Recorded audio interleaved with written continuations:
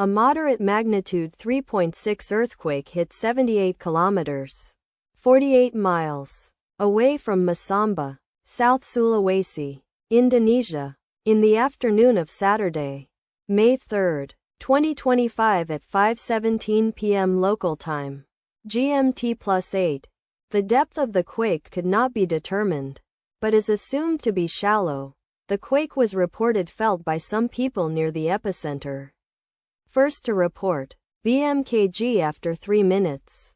The earthquake occurred 5 days after a magnitude 3.9 earthquake had hit on Tuesday, April 29, 2025, at 1:42 a.m. local time. Asia, Makassar GMT+8. In 35 kilometers, 22 miles, distance to the northwest. Data source from Volcano Discovery.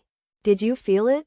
Let us pray. May the earthquake that occurred not affect our brothers and sisters there.